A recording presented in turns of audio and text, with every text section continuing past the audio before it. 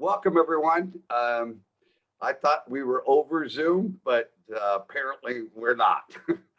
So we've had almost a week and a half of doing these live at different locations, and we'll talk about that a little bit. First thing is that financial and estate literacy is a not-for-profit. It's a 501c3 organization. And what that means is that we have a board of directors, that we're a bona fide charitable organization, and all the individuals that you see here, Don Vivrette and Marty McNamara, we're all volunteers for financial and estate literacy. Our mission in financial and estate literacy is to do basically three things. One is educate you about money. Two, educate you about charitable planning. Three, educate you on estate planning. So what we've done is created some rules. And the reason why we created these rules is because we want to differentiate ourselves from the free lunch and the free dinner programs. I hope you have some coffee with you, because you're not going to get anything else from us throughout the session or the 8 weeks. So there's going to be no sales involved by anyone. We're sponsored by charitable organizations. Charitable organizations want your money, okay? Because they couldn't do their mission without money. And so money is a good thing because it can do good things. And, you know, the old line is money is the root of all evil. Well, we're going to talk about that. Some of that is really true. So we made rules, no sales, no solicitations. All of our speakers and presenters in the 8-week series are not going to be able to be licensed to sell any kind of a product. So you won't see an insurance agent, you won't see a broker of any sort doing any kind of presentation. None of the presenters are going to get your contact information. So if you want to do business with any of the presenters, please, we're going to show you in a little bit and go through what we call our Ask First form. And this particular Ask First form is what you should be using in trying to find a professional to assist you. I started this program at approximately 25 years ago at Long Beach State University, because I found that individuals who are very smart and probably didn't know a lot about money. And so how can you ask people to donate when they don't understand taxes, which we'll go through in a little bit, or the understanding of the financial services industry? And that's kind of one of the reasons why we started the program. So today, what we're going to do is we're going to have a tax update. We're introducing you to the program. So one of the things is let's go to the schedule, Don. Okay, hang on.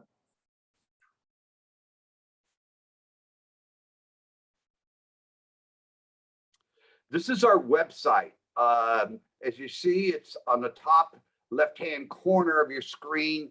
It says itsyourmoneyandestate.org. We shorten that to IYME.org, if that's, so you don't have to put the entire name in there, and it'll get you to the same spot. That's IYME.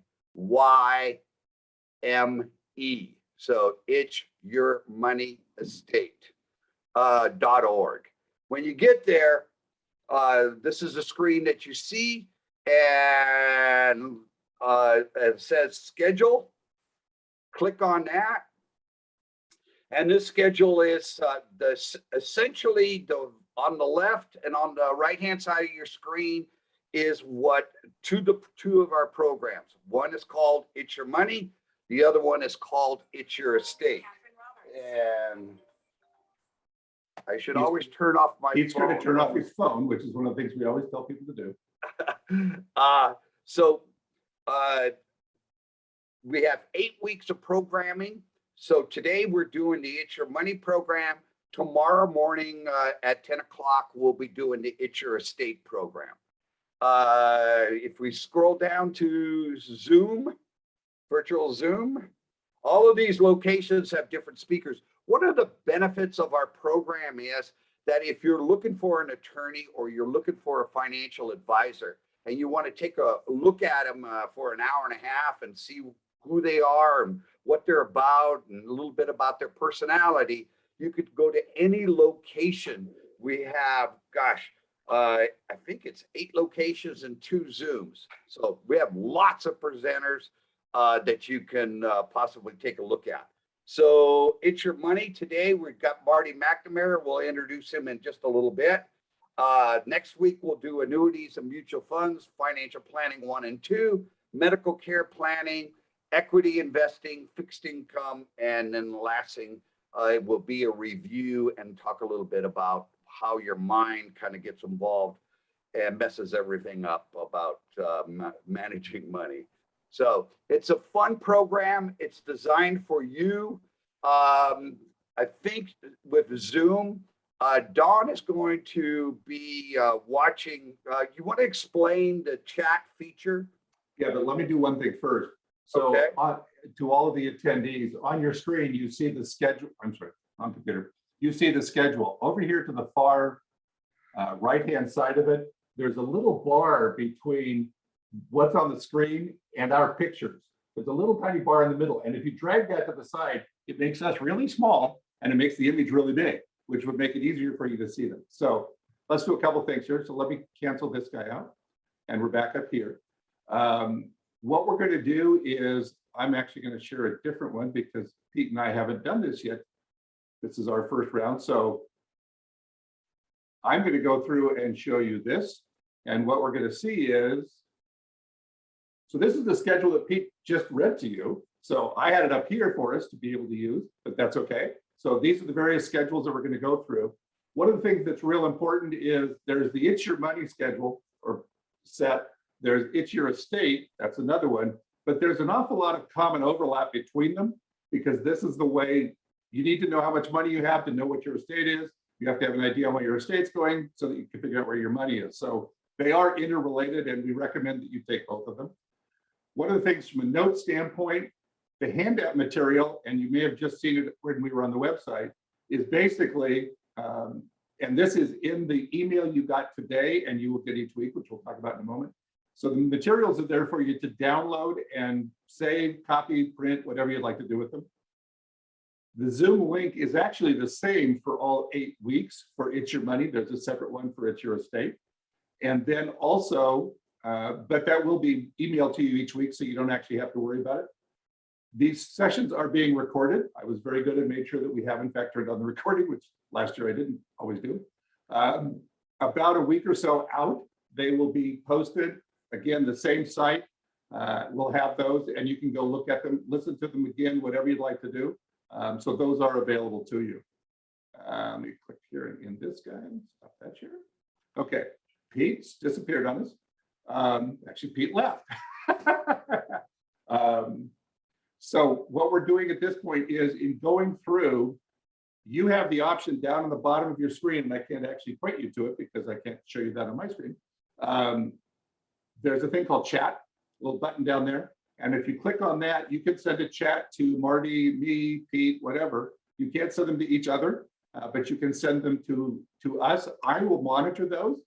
Typically, Pete would remain with us, but he seems to have logged off for whatever reason at the moment.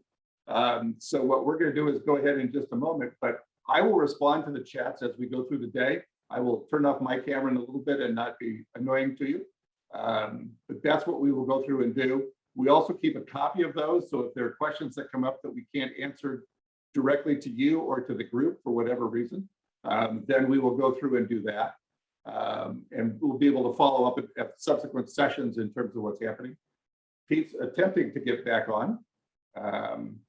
Not quite yet, but Pete's back. So Pete, we've gone through the chat time, we've gone through all of that, and Okay. so that's where we stand at this moment. So if you want to tell Marty where he wants to go, Marty can run it from here and with your help. Okay, first thing what we're going to do is we're going to go through what we call our Ask First form.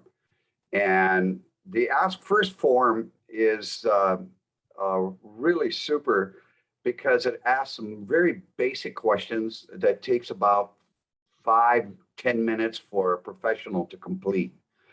And when I was at Long Beach State University, I kept on asking individuals, why do you have the financial advisor that you have? And, you know, the number one answer was, well, they were really nice and in explaining everything. And I said, well, that's great. Do you understand their education? Do you understand their designation? Do you understand how they get paid? And the basic answer was no, they didn't. So I think it's really important that the person is nice, but I think it's really more important that you understand the qualifications, because in the financial services industry, you can manage millions of dollars and have a high school education. You just need to know how to sell. And the thing about money is that if you don't stay in control of your money, you're not going to be as happy as you are if you are in control. So we used to call the program called financial empowerment, but didn't go over very well. So Marty, could you pull up your Ask First form? Gladly.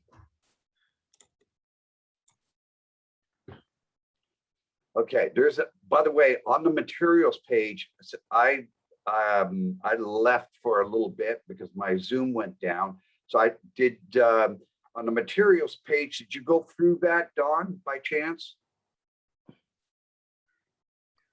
There's a blank. No, I did not go through the individual ones there. Okay. We have a materials page on our website, and prior to every session, hopefully, we'll have the material on there that's going to be covered in that day's session, including handouts, articles, and that type of thing. So we have a blank Ask First form on that page. And we suggest that whether you have a new financial advisor or whomever is going to talk about your money, that you ask them to complete it first. So Marty, you have a bachelor's degree. What's your bachelor's degree in? Finance and accounting. So if we're looking for some, by the way, what do you do as a career? What is your vocation, or what is your profession? I'm a financial planner, what I consider myself. You know, my business card says wealth advisor. So that's also a good term to describe me. Okay. And so having a bachelor's degree in finance fits right in. So it's a great background to have. Credentials. People get very confused between a credential and a license. Although a CPA designation is, I think it's almost it's one of the few that's kind of a combination of both. Because you can't get a CPA designation without taking, what is the exam now? 2 days, 1 day, 3 days? I'm not sure. Yeah, there's 4 different exams that are taken to pass the CPA exam. The format's changed over the years as well as the content. But it's basically 4 exams. When I took it in Ohio over 15 years ago, and it was in this big barn almost. You could smell the farm animals that were in the barn, you know, the weekend before. That smell was still lurking, and we spent 2 days back to back, 8-hour days. We took a test in the morning and another test in the afternoon. And so today it looks a lot different than that. You're typically going into a testing center and taking the, you know, one exam at a time. And then you have a couple months to prepare for the next exam. Okay. Well, the reason why we're spending a little bit of time on there is because in the financial services industry, there are literally over 120 different designations. And the designations are trying to convey that it's a credential. And most of them are garbage. Most of them are basically paid for designations. And the NASD and FINRA and some other government websites try to warn consumers that you need to understand the difference between a credential and a license. And the reason why the financial services industry has so many designations is because they want to come across to you when they're selling you stuff that it's academic, evidence-based. And so it helps them in their sales process. So you're a CPA, but you don't practice as a CPA. Is that correct? Correct. Okay. And then what is a PFS? So the PFS is a credential that's available only to CPAs. CPAs can do a lot of different things, but it's a specialized credential for CPAs that offer financial planning services. Yeah. So as a CPA, you could be an auditor. You can, what else? I mean, you can be a CFO in a company, a controller, right? You can work in public accounting. A lot of people know CPA is a person that does their income tax return every year. Do you guys do people's income tax returns? No, we do not prepare income tax returns as a service in my firm. Okay. But you work closely with CPAs. You speak their same language, so I'm sure that helps you. Yes, definitely. Okay. Then you have another designation. Did you have any time for living, getting all these credentials? What is a CFP? Yeah, these were all before I was married and before I had kids, so I was able to find the time. Yeah. But yeah, the CFP is much more in line with the work that I do on a daily basis. So certified financial planner exam covers the financial planning, retirement planning, investments, insurance, estate planning for individuals and families. Yeah. And so today, if you wanted to get a CFP designation, I think it's like 9 different courses. It'll take you at least a couple of years. You have to have a college degree, and they have some ethics and fiduciary requirements. And it's actually a great initial beginning if you're going to be a financial advisor. And so we always look for CFPs to be presenters or to recommend CFPs to other individuals. But just like you can be a CPA and still sell product, and you can be a CFP and still sell product. It's a kind of an initial beginning designation, but it's fairly respected. You have 18 years of experience. What are your credentials or 18 years? What would you say you learned more? The 18 years. Yeah. You want to know when you're dealing with somebody, how many years have they spent doing financial planning? Have you written a financial plan? Have you looked at income taxes? And have you looked at understanding risk? This is your chance to interview the financial advisor. Licenses, on the other hand, let's say Marty had a insurance license and a Series 7 license. Well, an insurance license basically means that you're going to get an insurance product as a solution to your problem, because insurance has an immense amount of commissions in it, and you can make much more than you can a lot of times on an hourly basis. So as a certified public accountant, he has his license number up there.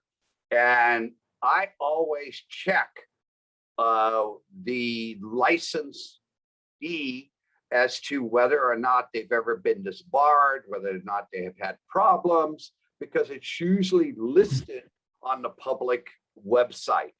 The Series 65 is put out by FINRA, and we're going to go through that in a little bit. Well, we'll talk a little bit about it, but again, every person in the United States who are giving financial advice has to be registered by FINRA. So this is a registration. The 65 is not really a license. Does Series 65 give you the right to sell stocks, mutual funds, etc.? No. Yeah. So, it's the entire financial industry revolves around open disclosure. And what that basically means that if you as a reasonably intelligent individual have all the information available to you, then you can make a good decision. So one of the things is that let's say Marty, as a financial advisor, as a broker, they want to sell you a mutual fund or recommend a mutual fund, they would give you the prospectus. And the prospectus acts as the full disclosure. In Marty's case, being an independent individual, independent financial advisor, he has to give you what's called an ADV form. Could you describe what that is, Marty? Sure. The ADV form is a disclosure of our business practices. And so you'll find a lot of information about our business, the services we offer, the fees we charge, just background on myself and the other advisors in my practice. And so it's a good, starting point for just learning about the individual that you're working with. Yeah, and if you want to check out Marty on FINRA, all you need to do is go to Google and Google broker check. Put in Marty's name, and that full disclosure again will come up, and it's similar to the ADV form as to his background. We do that, by the way, for all of our presenters. We look them up on FINRA, but he's not controlled by FINRA. It's really confusing because he's actually on what's called the Security and Exchange Commission side. So because he doesn't sell any product. So whenever you see a business card from a broker that says FINRA on there, then you're dealing with a broker. We do not call brokers financial advisors because there's a completely different standard. We'll go through that in just a second. You do not practice law, but in your financial planning practice, tell us a little bit about what you do go through. Sure. Marty? So a lot of what we go through depends on the needs of the client, right? Financial planning can be pretty broad in scope. And so talk a little bit about the process, i.e. you have to understand their net worth, the cash flow, their risk tolerance, their insurance needs. Sure. Okay. So the starting point is going to be, as Pete said, your net worth. We want to understand all of your assets and all of your liabilities and get that down on paper. That's going to give us a good idea of your current position. And then moving forward, we want to understand how that position might be impacted based on your income and your expenses, right? And so that's what we frequently refer to as cash flow. And so as part of that, we like to look at income tax returns because that's going to give us your income or a good picture of your income. And then we'll frequently look to understand spending habits and what we should be projecting moving forward. And so those are kind of the two starting points with respect to just net worth and cash flow. And then we'll start to talk about goals and look at what's important to you and are you able to reasonably attain your goals, or is there some changes that need to be made, or is it to potentially help you attain those goals that are important to you and your family? You're After looking that, for- I think Pete talked about, sorry, what was that, Pete? No, you look at the insurance people, are they adequately covered Yep. for their property and real estate and all that kind of stuff? And Yeah. we're not going to go through the whole thing, but the reason why I brought it up is because you do not practice law, but you go through and see whether or not the person has an appropriate estate plan. Right. And so, protections and risk management, right? And we're looking at legal documents frequently. So trusts and wills and, just the estate planning documents that everybody should have in place. And then from there, we are looking at insurance policies as well. Yeah. Frequently, we'll find that clients may be underinsured in an area or maybe not have the right type of policy. From time to time, we find that people are overinsured.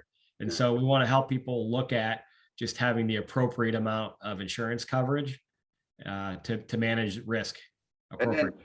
And then finally, we get to the investments, but the investments literally is the apple rolling off the cart. And, because you hadn't even mentioned investments. So, but they do, but it's not, hey, let's look at your investments and see what kind of return we can get you. It has to do with all the other things. So let's go through business relationship. 95% of the people in the financial services industry have to put false on that. In our business relationship, they cannot put down that they are a fiduciary, and they put your interests first and those of their employer. So in your particular case, Marty, your name of your firm is Merrick. Correct. And you own Merrick? Yes, I own part of the company. Yeah. So you and Patrick are partners. Correct. Okay. So you are Merrick Wealth. So you pay yourselves a salary, and you're also whatever profit there is in the firm. Correct. And the payment will be, you get paid by Merrick Wealth.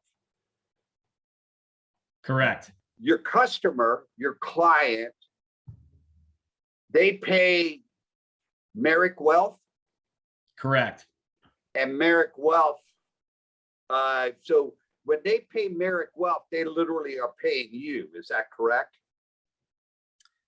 Yeah, I mean, because I'm an owner, it's an indirect payment to me. Yes. Yeah. Okay. The reason why I'm making this distinction is that if you were working for Merrill Lynch, let's say, so ways I'll be paid would be commission, fees, and other expenses. That's what ways what I'll be paid. And then payment will be made by Merrill Lynch. Well, if you were working for a Merrill Lynch, you don't own Merrill Lynch, correct? So you would be paid by Merrill Lynch, and the client pays Merrill Lynch. So I'm trying to get the distinction that where the payments are coming from. So the only obligation that you have, Marty, is to your client, correct? Correct. Yeah. Is there anyone else that you pay a commission to, or have any other monetary obligation to?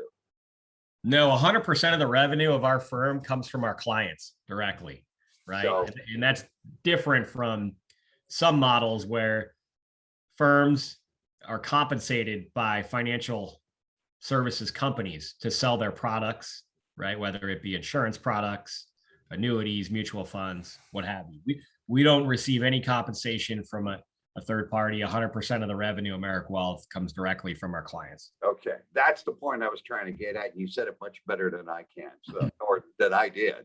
Thank you. Thank you. How much do you charge? We start at 1% per year of the investment portfolio that we manage. So if I have $1 million and I asked you to invest that, it would cost me $10,000 a year? Correct. Okay. Do you have any, well, first of all, do you offer a free meeting or phone meeting with you to see whether or not there is a fit? Yes, Okay. So you don't charge for that. correct. We offer a free consultation, and sometimes it bleeds into two of them, depending on the individual. Okay.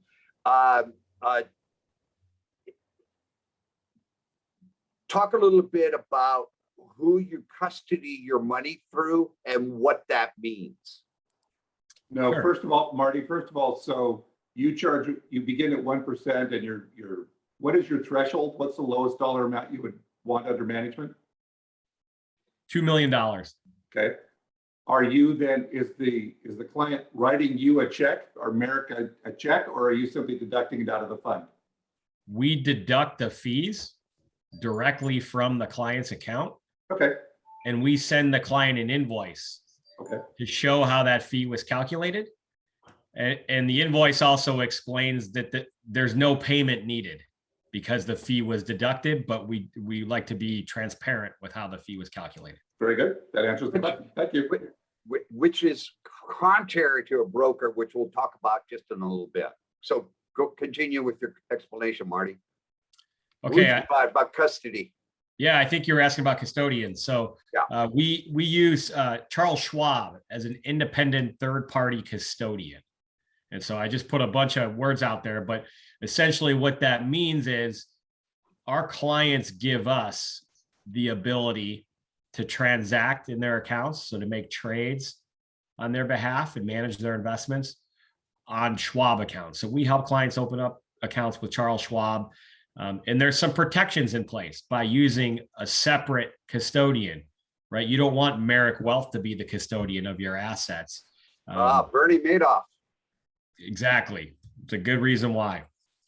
And so by using an independent third-party custodian, we can get access to your accounts to help you, but we can't steal your money and like Bernie Madoff did in that example. You literally, I think, have three main powers over that account. One is to review the account. Two is to make trades in that account. And the other one is to pay yourself your fee, I believe. Correct. And other than that, you can't do anything else without the client's permission. Correct. So, and you don't own or control Schwab, I'm assuming. No. So it's completely independent. Okay. Correct. Marty, Okay. there are a couple of questions that have come up. One is, I want to manage my own money and my own investments, so I don't want you to do my investment management. Will you, on an hourly basis, work with me in terms of setting up a plan? Great question. Yes, we do accept hourly financial planning engagements, but we have a pipeline where we're not always accepting them. So sometimes we may have to say we can work with you, but it may not be until a month or 3 months from now, depending on how backed up we are and how many clients we're helping in that capacity. Obviously, your preferred method is to be able to be the manager of the funds. Yes. And therefore you have to put priority to them rather than people who are a one-off and wanting something hourly done. Well Do you said. know, do you know what Schwab charges as a fee for holding the account? So Schwab makes money on transactions in the account, but it's nickels. It's very small. They can also make money on cash balances in the account. Again, it's a very small cost. But as an example, to buy it and sell certain mutual funds, Schwab may charge $25 a trade. But even to buy and sell stocks and exchange traded funds now, there's no charges on those. But if you had my $1 million, $2 million, whatever it is sitting there, and there's no transactions because I'm buy and hold is my method, they're not going to charge me a monthly fee for having it sitting there. Correct. There's no recurring fee. I would expect Schwab to make very little, if any, money under that sort of arrangement. Thank you very much. That's what I do. Yeah, and other custodians are Fidelity, E-Trade. Well, E-Trade and Schwab are now one. Shareholder services is another. I'm not sure. Can you name any others, Marty? Vanguard's a custodian, right? So that's a big one that's out there that they do not work with advisors, but Yeah. That's worth noting, I guess. Yeah. Then there's others as well. Yeah. And so talking about financial planning, what's your typical charge for putting together a financial plan? So we charge on an hourly basis. My hourly rate is $420 an hour. And then we have staff that charges, it's $150 an hour for administrative work. So it's usually a blended amount between our $420 rate and the $150 rate, depending on who's doing the work. Okay. Approximately, what do you have under management at the present time? We manage about $115 million. And between what is your kind of ideal, the number of clients per advisor do you have at the present time, or do you see yourself having? Yeah, so today my firm has 2 lead advisors, myself and my business partner, Patrick, and each of us works with about 35 client families. Okay, so combine that together, the firm today has about 70 client families that we service. I think we could reasonably get to 100 with just Patrick and I as lead advisor. And then from there, we'd have to hire other lead advisors. Yeah. So I want to contrast some of this with a broker. A successful broker has anywhere from 3,000 to 5,000 clients. 3,000 to 5,000 clients. Because basically a broker is in the process of selling stuff. So there's no looking at your insurance, there's no looking at your taxes, there's no, it's a simple form about your goals and objectives. It's all about just investing your money. Your typical fee-only advisor can handle about 100 clients max. I see this across Orange County with fee-only advisors. If I go to Marty and I give him $1 million and I say, gosh, Marty, I really don't like you.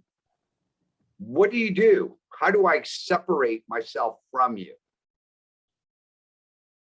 Yeah, probably the easiest thing to do is to just call Charles Schwab and say, I no longer want Merrick Wealth to have access to my accounts, and they'll de-link, my firm from the accounts. Or you can tell us and we'll do it for you. We'll make the call for you.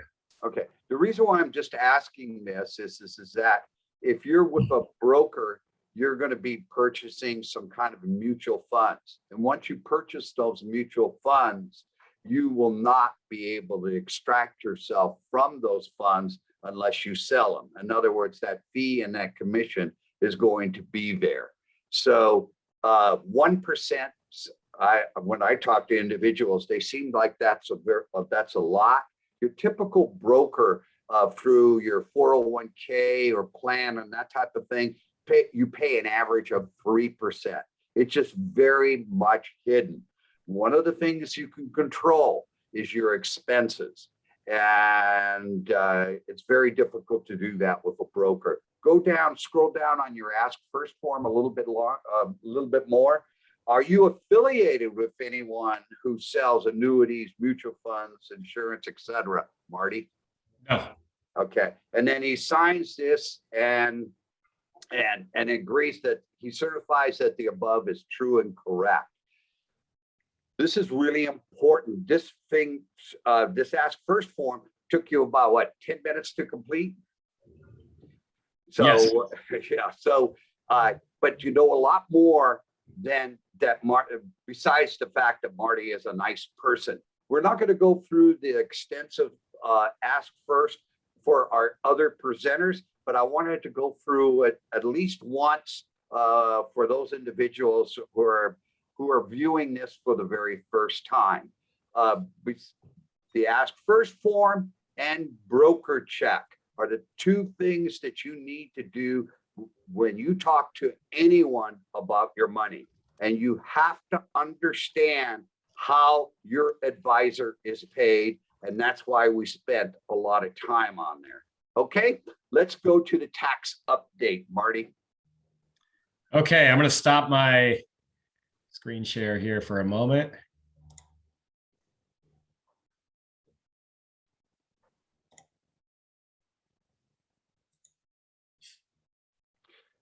Don, it looks like we have some questions. I don't know if that it's appropriate to look at them now while Marty's getting his presentation together. I'm answering them, and we have been doing that along the way. Okay, great.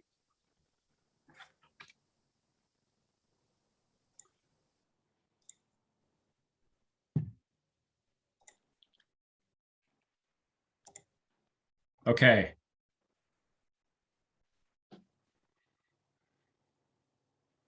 So everybody should see the About Me page for the presentation today. Do you see that? Got it. Yeah. Okay, great. Okay, so this slide just has a little background on my career, kind of how I got to where I am today.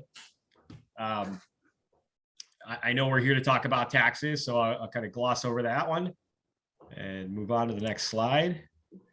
So the taxes that we want to talk about today, I like to spend a couple minutes on the federal gift and estate tax, as well as property taxes in California, because there can be some really big dollar items there, some really big planning opportunities. But I think most of today's session is going to be spent on that third bullet point that you're looking at, income taxes. And then we'll get into potential changes coming down the pipe with respect to income taxes, as well as planning considerations under income taxes. Okay, so federal gift and estate taxes, I would highlight here in the blue, the state exemption is $11.7 million. So for those of us that have less than $11.7 million, we don't really need to be concerned with federal gift and estate taxes, with maybe one exception that I'll come back to in a second. But if you're married, this 11.7 million doubles, right? So you and your spouse can have $23.4 million and not really have to be concerned with paying federal gift and estate taxes today. Now, the exception is that the rules always change. And so this is the regime that we're under today. And this is a really high exemption amount compared to historical numbers that we've seen. It wouldn't be out of the question for this to potentially be lowered. And so I think it's something to just keep tabs on. Especially if you hear in the headlines, if you read or hear on the news that there's new tax laws, this would be something worth Googling to see. Did this amount get lowered? Did it change? I think if so, does it impact me or does it not? Yeah. So it's really important to know and understand your net worth. Exactly. You know, if you don't, you're swimming blind. So what's your projection? What's your prediction, Marty, as to you think it's going to happen? It's going to be lowered? I think it will be lowered. To what? To what? Okay. Hey, by the way, good question. I think it's going to end up. Anybody's prediction is totally conjecture. Okay, so yeah. If I had to guess, I would say it'll be 5 to 6 million. We're going to be looking at somewhere around half of this if it gets come back. But a very small portion of the revenues, the tax revenues generated by our country, actually come from estate taxes. And that's maybe the other thing to mention here briefly while we're on this topic, that if you are, if your net worth is higher than $11.7 million or $23.4 million for a married couple, there's a lot that can be done to reduce or entirely eliminate estate taxes. Yeah, And it's that's almost part of why- voluntary. It's almost It voluntary. is. It You is. know, if you don't do anything, yeah, that's the number that you're gonna hit. But there are so many techniques to avoid paying the estate tax. So, and they're legitimate. So they're, you know, but you have to do them. One of the things about taxes is that they're not rational. They're public policy. They're based on compromise. So if you try to make this thing logical, it's not going to work for you. Taxes are just compromises between different people who have different philosophies. So you just got to know the rules. Yep. And then annual gift tax exclusion. So this is one I'll just touch on. People get confused on this all the time. Yeah, this one, it comes down to giving money to other people. Okay. You can give as much money as you want to your spouse if you're married. So it doesn't apply to that, you know, as long as your spouse is a US citizen and a US taxpayer. But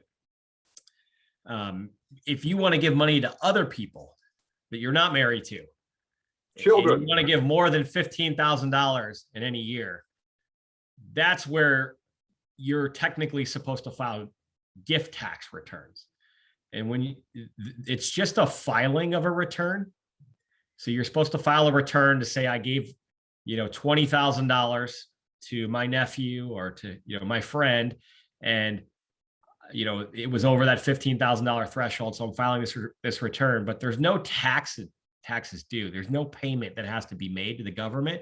But what happens is, in that example I just made up, if you gave $20,000 to somebody, the government says, okay, $15,000 per year is okay, but that $5,000 that you gave over the $15,000 amount is going to reduce your estate exemption.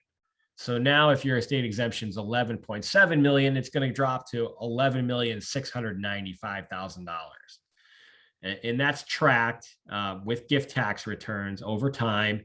And then those gift tax returns will ultimately be used someday on an estate tax return if you do in fact need to file one. have you ever heard of anybody being audited on a gift tax return? I've never have. No, I have not. Yeah. You should file it, but you know, it's kind of just not paid a lot of attention to. Let's go to your next slide. Okay. Okay, property taxes.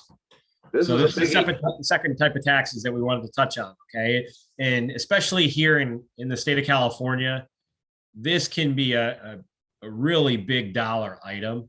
So we just wanted to spend a little bit of time on this just to make sure it's something that you're thinking about.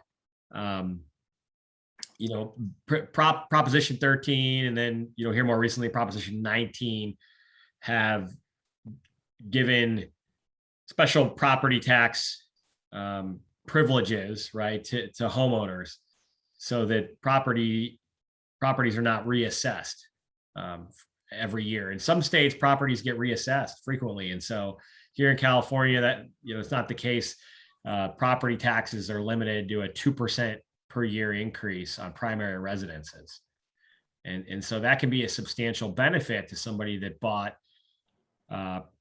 their home, their primary residence, decades ago when property tax values were much lower than they are today. But one of the more recent changes that just went into effect early this year allows persons 55 and older to transfer the low tax base of their primary residence to a new residence. Okay. And so now there's some stipulations on that new residence. It needs to be at the same or lower value than their current residence to keep the same property tax base. Now, if you want to go to a property that's of higher value than your current, you can still transfer that low property tax base you have on your current home, you know, to the new house, but let's just say, I think the easiest way for me to explain this is with an example. So if we have a house that's worth $1 million, but you want to move to a new home that's $1.5 million, you can transfer the property tax base on $1 million worth, but you're going to be stuck with paying the full boat on new property taxes for that extra $500,000 of upgraded value that you chose in the new residence. You used to be also limited to the counties that you could move to, but here now you can do it anywhere in California. Correct. That's correct. And it used to be you could only do that one time, you know, at 55 and older. So people were very hesitant to cash that in if you only had one opportunity to do it, because what if something happened and you needed to move again, that you just didn't know about or didn't plan for. And so having that capability to do it 3 times gives you a comfort, I think, in being able to use it up and do it and know that you still have a couple more bites at the apple, so to speak. Yeah. The second point, I think, just was there, the victims of natural disasters. I think that was put in just to make the Proposition 19 sound better. But I guess it will help out some individuals. So let's go to what is the transfer at death, and let's explain that in detail. Okay. So the primary residence transfers between parent and child have some special benefits. Okay.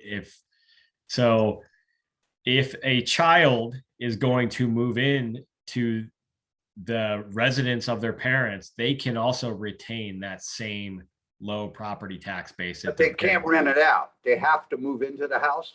That's right. Yep. So after a parent dies and passes a property to their child, the child can move in as their primary residence. But it used to be that you could rent it out and keep a low property tax base. Well, what if I have 2 children?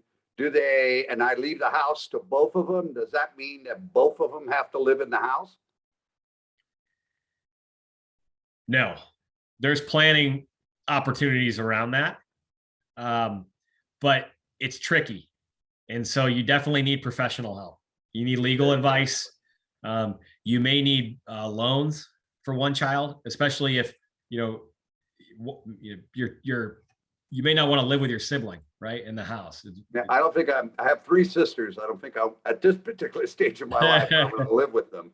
Yeah, and I have one sister and I love her, but I don't want to live. She doesn't want to live with me more than I don't want to live with her. She doesn't want to live with me. So, yeah, but a lot of people think, I'll leave the house too because they've been living in it, and they go, well, I'll just let them figure it out.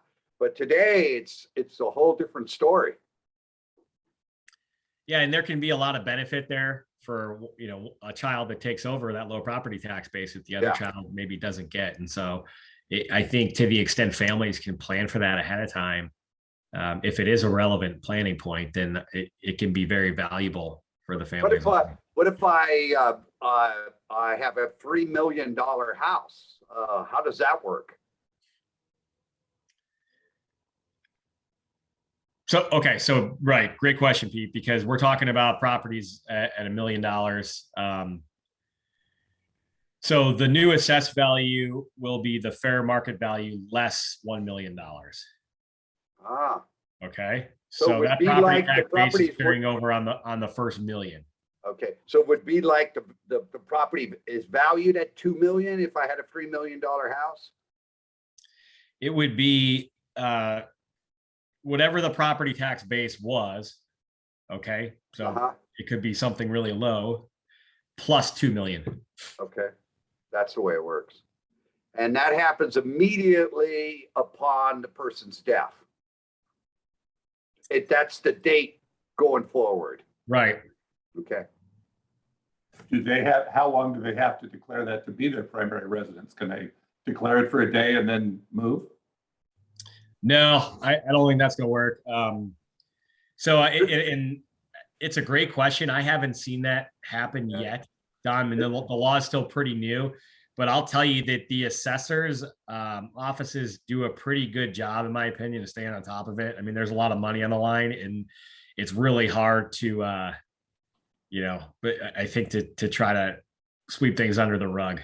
Yeah, let's say if I move into the house for 3 years as my primary residence and then I move, wow, now can I rent it out now? I think all Yeah. of those questions are going to come out in the next year, but I don't think there's any answers. Unless you know of those, Marty. There may be some answers on some of those. I'd have to look into it. I think there is a time frame, whether it's 2 or 3 years, something to that effect. Okay. But Okay. But this is new, brand new. still new. Yeah. Correct. So make sure if you leave a residence to children, it's always a problem if you leave it to more than one. And you want to make sure that if you're treating it, that I want to treat all my children equally, including a residence, it's hard to make it equal. Because, unless you put it on the market, you don't know what the real fair market value of that property is. And then you got all sorts of tax benefit issues as well. So it becomes confusing. But you're going to be dead, so we don't have to worry about it. You're in. Okay, next slide. Okay. Next slide. Okay, here we are. Income taxes. So now we're into the meat of it. I think we've got a little over a half hour left. So let's get to it, because everybody needs to know their marginal tax rate. It's kind of like knowing your birth date. So you need to know where you are on that chart on the right-hand side of the screen on your ordinary income. What does MFJ mean? Married filing joint. Good question. And talk a little bit all about the ordinary income. What is it? Yeah, so most income is ordinary income. And these tax rates here are going, the tax rate's 10%, 12%, all the way up to 37%. Those are the rates that are going to apply to ordinary income. And the rates are applied based on which income bracket you're in. So you kind of ride it up. It's not, if you make, let's say $50,000 as a single filer, you're going to pay, I'm sorry, I should say if your taxable income is $50,000 as a single filer, you're going to pay 22% on just a portion, that last portion of the 50,000. So it ends up being, it's 50,000 minus this 40,526 number. So it's going to be under $10,000. That'll be taxed at 22%. The income before that will be taxed at 10%, 12%. So it's graduated. Okay. But it's important to understand that almost all income is ordinary income and taxed at these rates here. And everybody believes that they're paying way too much in taxes. My mother paid a little less, between $500 and $1,000 a year in taxes, and she thought that was abhorrent. So I don't know of anyone who enjoys paying taxes. So but you have to understand it in relationship to everybody else, and you understand the marginal tax rate, because so many financial decisions are based on your marginal tax rate. Go through some of the things that are ordinary income. Wages. Yep. Not much you can do there. That's right. Wages. Unless you're self-employed, like Merrick Wealth. Yeah, well, we do, when you're self-employed, right? Yeah. There are certain expenses that you are able to deduct to reduce your income, certain business expenses, but that's really non-qualified dividends. Are there that many left, or is that most of your dividends are qualified? Most dividends are qualified, but there are still some that are non-qualified. You still see it. It's really more of a consideration, I think, for custodians. They'll track that on 1099s, but it's something to think about when you are investing in stocks. If a stock is paying a non-qualified dividend, you're going to be paying a higher tax rate on the non-qualified dividend than you would on a qualified dividend. I thought Social Security was tax-free. Do you have to pay taxes on Social Security? You do, yes. And the tax rate, the portion of it that's taxable will never be more than 85%. Well, that's good to know. 85%. Yeah, so 15% of it you don't pay taxes on, potentially less. It could be lower. It could be 50% of it you're not paying taxes on. So it changes, but Where do you find that out as far as how Social Security is taxed? Can you Google that? I'm sure. oh yeah, you can Google that. It's on the IRS website. Okay, all righty.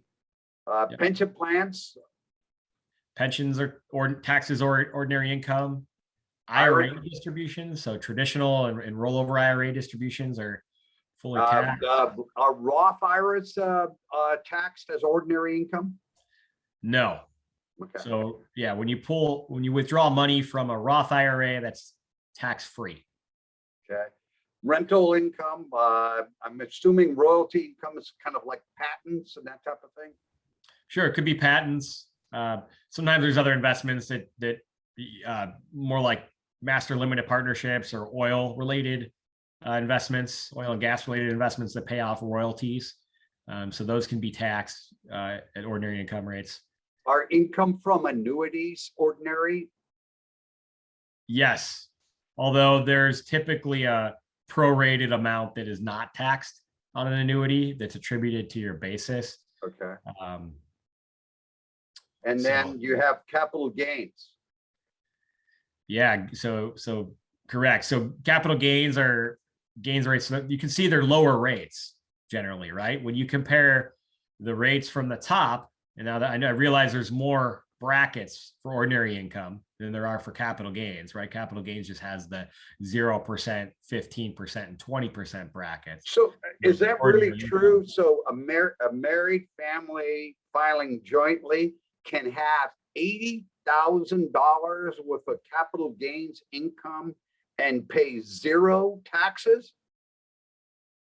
Is that correct? Am I reading that correctly? Yes, potentially, but it's going to be a little bit more complicated than that because it's going to look at their taxable income and their ordinary income on the return.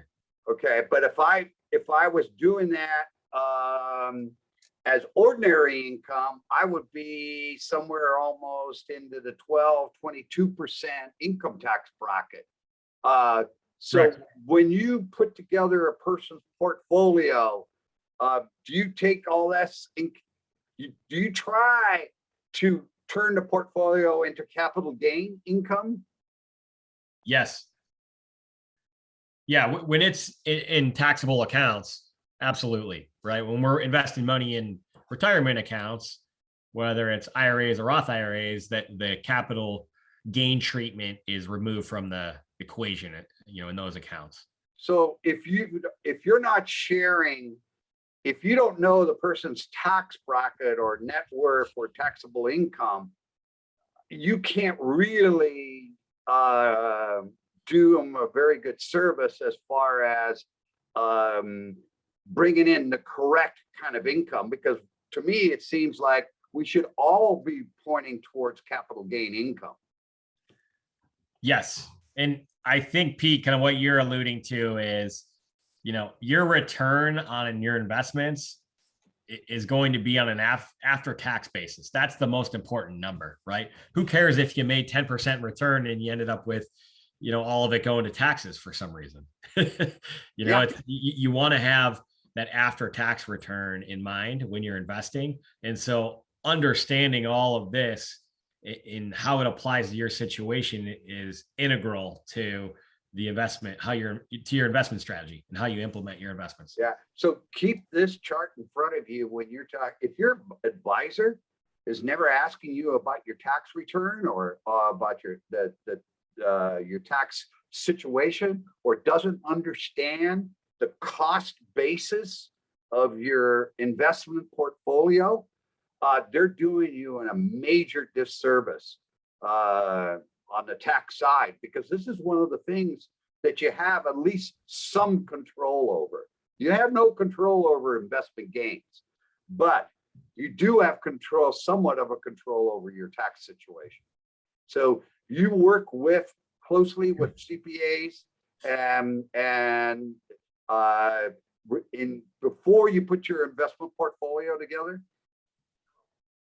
I like to look at the client's tax returns and then go from there. Frequently, I can just get the information I need directly from the tax return. Okay.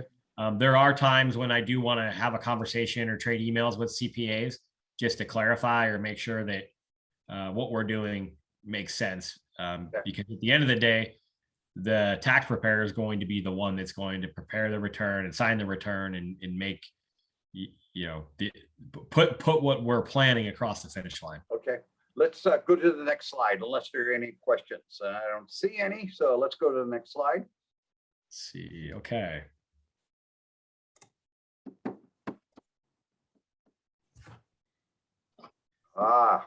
Okay.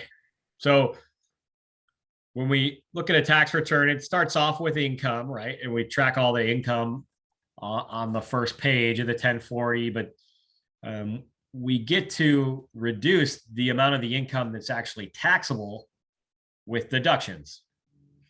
And that's called your adjusted gross income.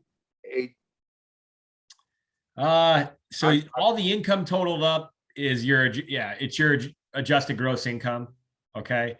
But then when the deductions are subtracted from your adjusted gross income to get to your taxable income. Okay. And that taxable income is really, go back here. The taxable income is really what's going to determine what bracket you fall in here. Okay. And so the deductions, we'll talk about that for a minute, because there's two ways you can go. One is the easy way, called the standard deduction. Okay. And these are just amounts that the government, the IRS says you're automatically able to use these standard deduction amounts to reduce your AGI and get to your taxable income. So very little work. That's kind of the easy way to go. And these are the amounts here. Single is $12,550 with, the ability to add if you're over 65 or blind. This is the randomness of the tax code. First of all, I'm glad that people who are blind get a little extra benefit. But what about people who are strokes or cancer or heart disease? There must have been somebody on that committee who had somebody that was blind, and they said, we need to give them a little extra kick. So it's the same thing with the minimum distributions.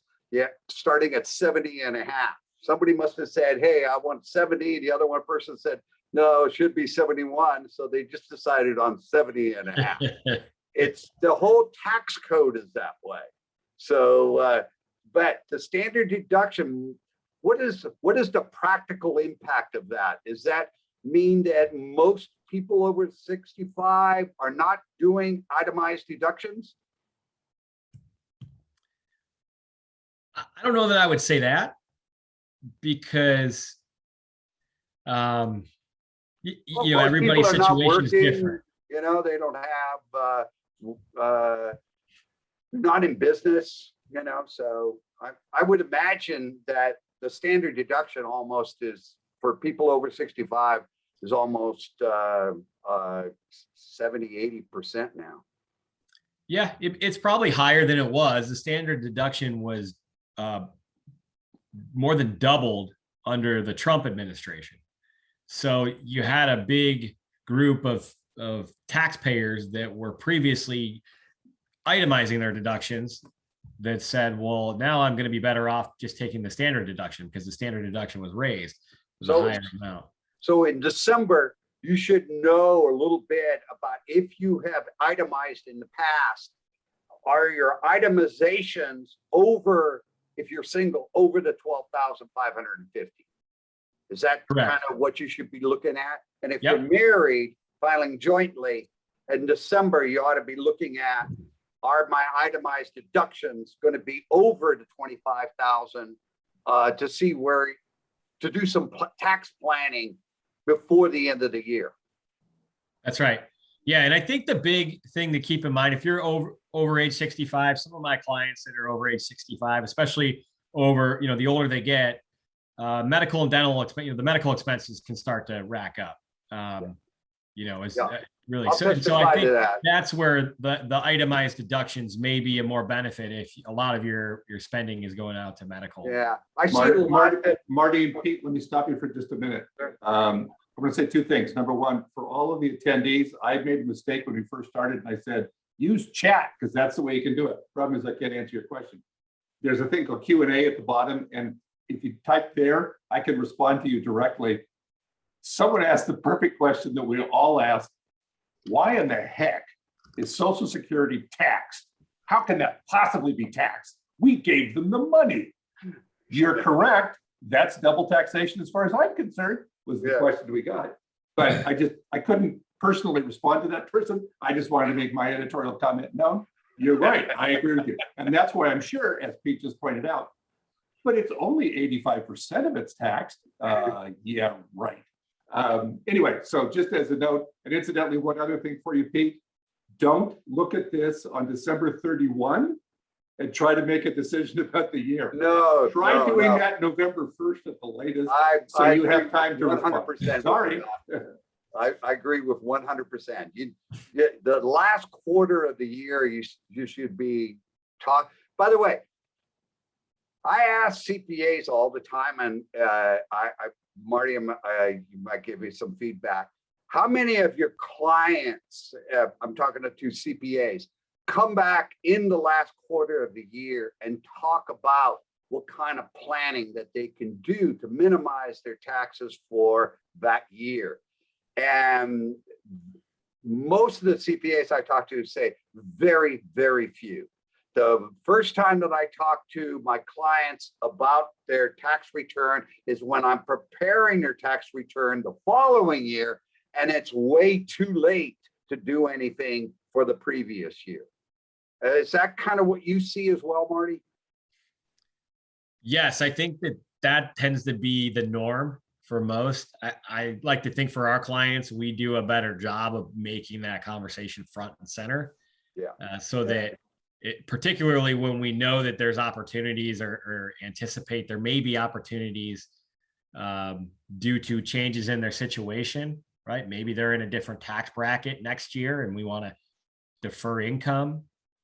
Maybe they're in a higher tax bracket, it makes us want to accelerate deductions, or just maybe the tax laws are changing. And that's the case this year. It could be that we're going to be under a different set of tax laws come 2022. And so there may be some things that we want to do before the end of 2021 to better position ourselves across both. And there's total differences in the income tax rate with married filing jointly and as a single person. And if you're a married couple, one of you is going to die first. So, there's some planning opportunities there. In addition, and somebody just mentioned this on the chat, is the California taxes. Does California allow you to do capital gains tax treatment in California? There's no capital gains tax treatment in California. They treat all income the same, capital gain and ordinary income. And then I did see a message too on the chat that I thought was a really good point. So even if you take the standard deduction on your federal income tax return, you can still itemize on your California tax return.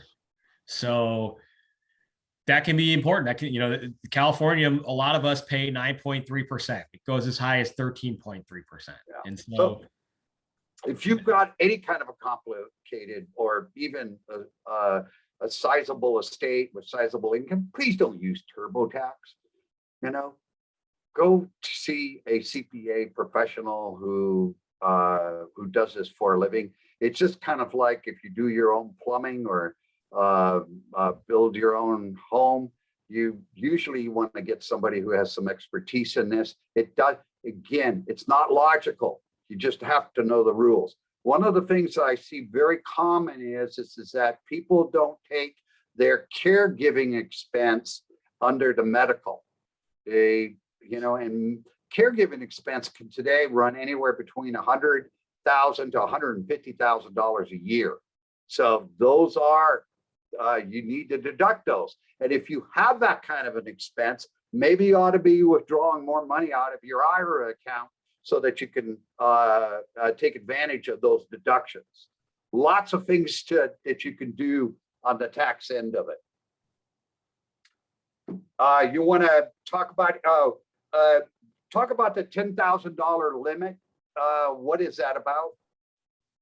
Yeah, so one of the changes under the Trump administration limited the deduction. That this is just for itemized deduction. So it was limited for state and local taxes at $10,000. So you can't deduct anything more than $10,000 for taxes paid to the state. Some states have local taxes. We don't, here in California, we don't typically have that. Property taxes, right? So real estate taxes also are categorized under that. And so, many people are paying much more than $10,000 a year in state, local property taxes. And so they were not able to deduct what they were paying over that threshold if they're itemizing their deductions. And we'll talk about gifts to charity in just a little bit. Let's go to your next slide. Let me make one point incidentally. There's a discussion in terms of some questions that are coming up. Pete, you made reference to the fact that required minimum distribution is 70 and a half.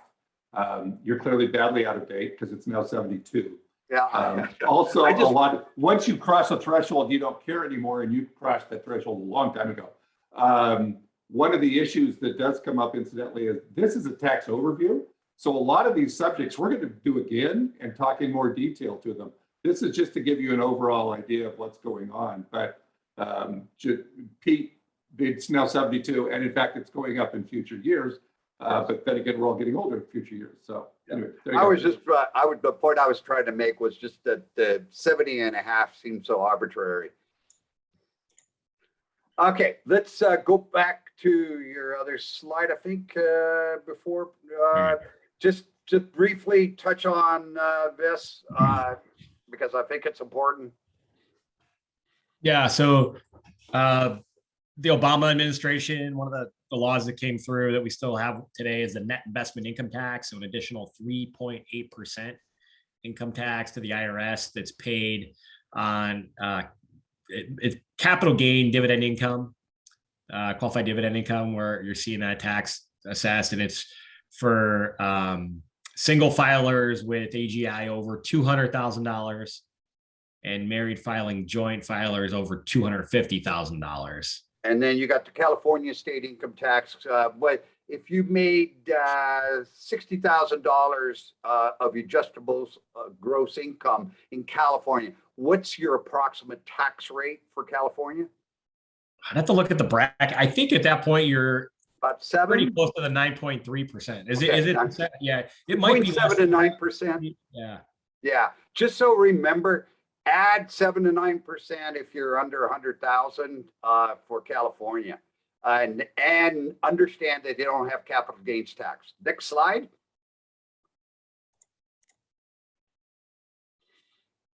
RMDs. So you have to take a distribution from IRAs, 401k starting at age 72. And that's increases in future years. Correct. The first year, the minimum amount you have to take out, it ends up being about 3.5% of the account value. And that's going to creep up over time. So as you age, that percentage, it goes up. And we're going to go through we have a whole session on retirement planning. So we're not going to spend any time on this. Let's go to the next one. Next slide. All right. Hang on, Pete. I don't want to run out. Let's see how we doing, because we got 10 minutes. I think we're good, believe it or not. We only got 5. I just want to get to the charitable contribution okay. issue. All right. We'll skip over that, especially if it's going to be addressed in a future session. That's good. Yeah, it will be. Okay. This is, I think, so important. Your first point on this. Many of these changes are not going to impact the vast majority of us because it's only going to talk about their suggested changes are people making more than an adjusted gross income of 400,000. Okay. Yeah. And a lot of this is hypothetical still, right? We're seeing laws proposed with the change in the president. So very typical politics.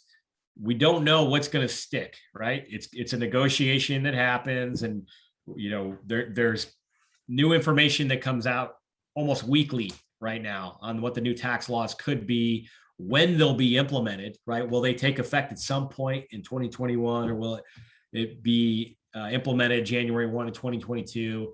We don't know yet. This slide lists out some of the potential changes.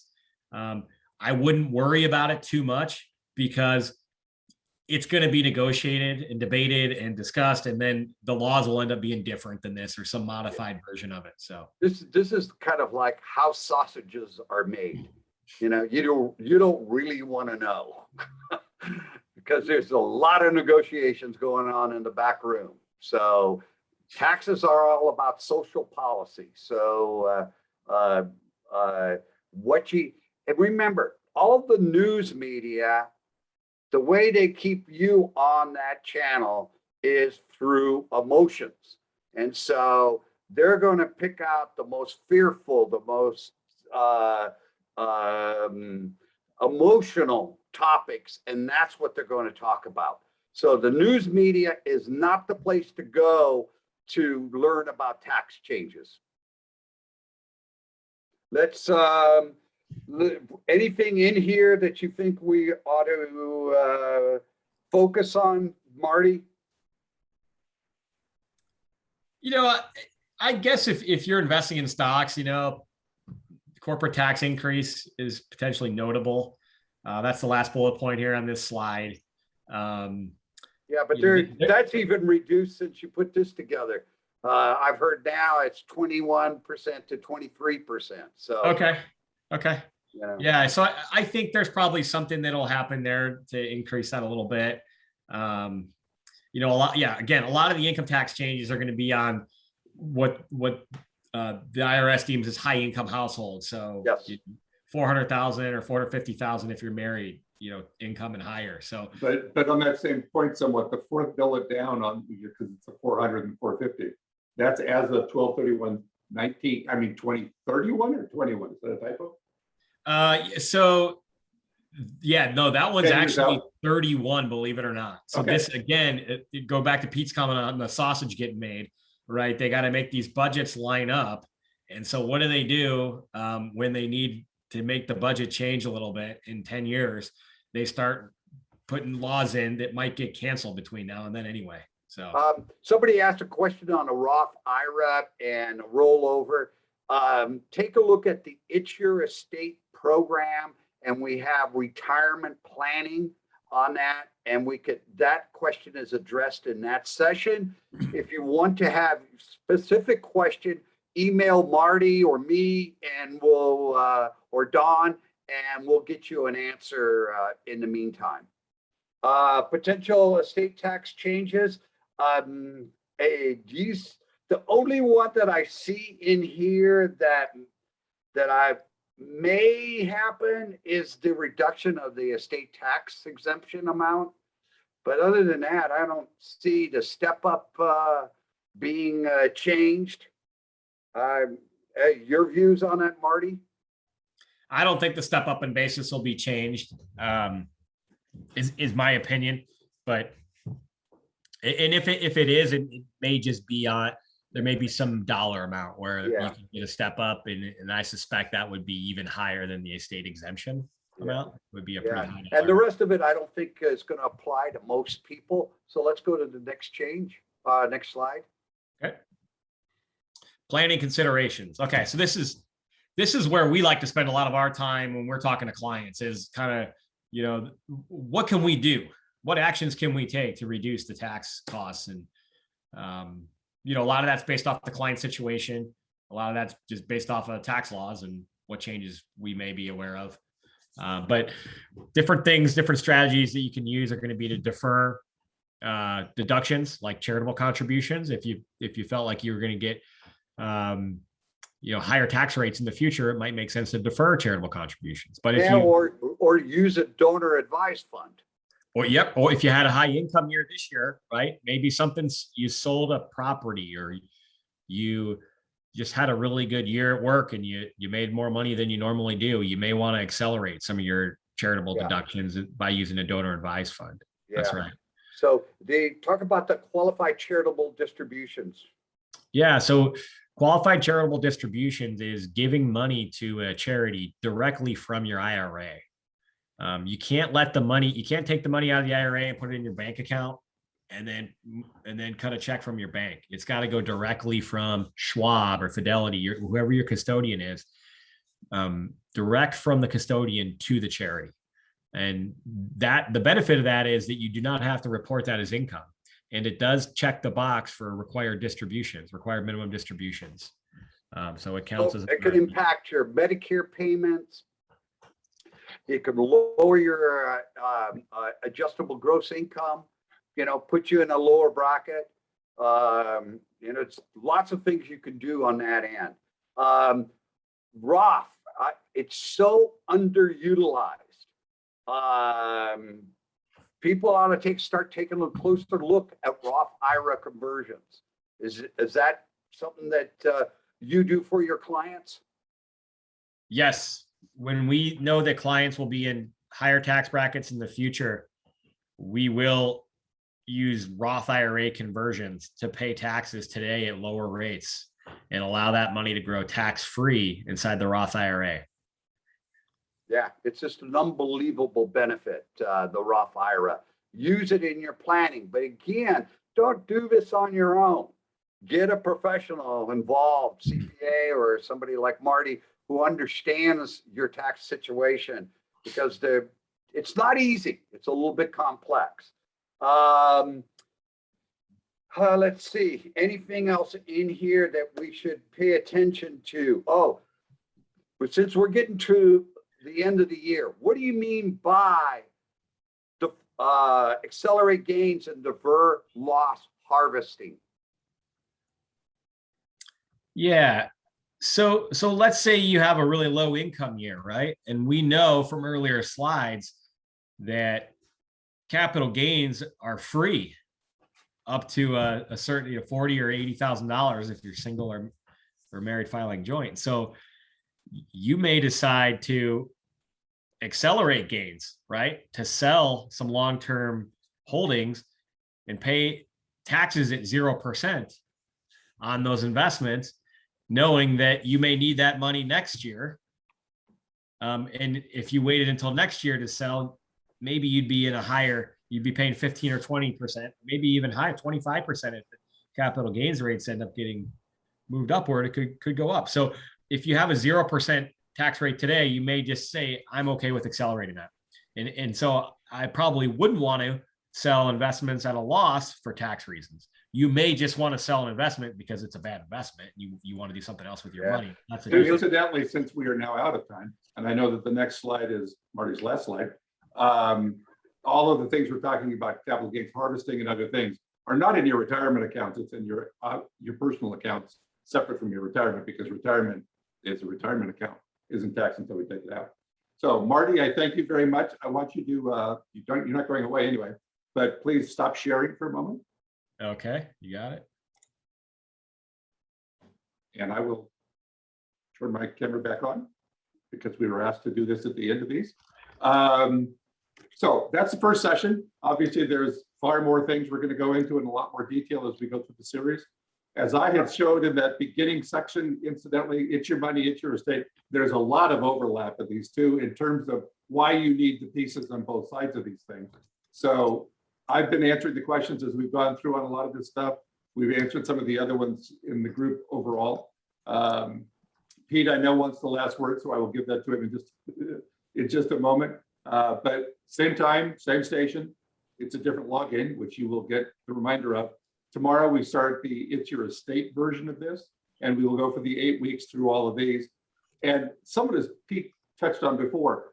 These sessions are now offered in, I believe it's 10 different locations around the county. So if you want to go live with something or do something else, absolutely do it. I mean, there's no cost to any of these. Plus, these are all recorded. So you can go back and listen to these and watch them later on and see what all's there and what you may have missed along the way. So want to just Thank you very much. Pete, you But get it is last a word.